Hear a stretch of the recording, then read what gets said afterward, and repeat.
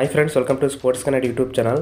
Friends, Bharat ಮತ್ತು New Zealand ನಡುವಿನ ICC champions trophy final ಆರಂಭಕ್ಕೆ ಕ್ಷಣಗಣನೆ ಆರಂಭವಾಗಿದೆ. ಆದರೆ ಇದಕ್ಕೂ ಮುನ್ನ ಭಾರತ ತಂಡ ದೊಡ್ಡ ಹಿನ್ನಡೆ ಅನುಭವಿಸಿದೆ. ಟೀಮ್ ಇಂಡಿಯಾದ star batter Virat Kohli final ಪಂದ್ಯಕ್ಕೂ ಮುನ್ನ ಅಭ್ಯಾಸ ಮಾಡುತ್ತಿದ್ದಾಗ ಗಾಯಗೊಂಡಿದ್ದಾರೆ. ಬಿಗ್ ಮ್ಯಾಚ್ಗೂ ಮುನ್ನ ರನ್ ಮಿಷನ್ ಗಾಯಗೊಂಡಿರುವುದರಿಂದ ಟೀಮ್ ಇಂಡಿಯಾ ಅಭಿಮಾನಿಗಳಿಗೆ ಟೆನ್ಷನ್ ಶುರುವಾಗಿದೆ. ಈಗ ವಿರಾಟ್ ಕೊಹ್ಲಿ ಇಂದು ಭಾನುವಾರ ಫೈನಲ್ ಪಂದ್ಯದಲ್ಲಿ ಆಡುತ್ತಾರೋ ಇಲ್ಲವೋ ಎಂಬ ಪ್ರಶ್ನೆ ಎದುರಾಗಿದೆ. ಹೌದು, ವರದಿಗಳ ಪ್ರಕಾರ ನ್ಯೂಜಿಲೆಂಡ್ ವಿರುದ್ಧದ ಚಾಂಪಿಯನ್ಸ್ ಟ್ರೋಫಿ ಫೈನಲ್ಗೂ ಮುನ್ನ ಅಂತಿಮ ಅಭ್ಯಾಸದ ಅವಧಿಯಲ್ಲಿ ವಿರಾಟ್ ಕೊಹ್ಲಿ ಗಾಯಗೊಂಡಿದ್ದಾರೆ.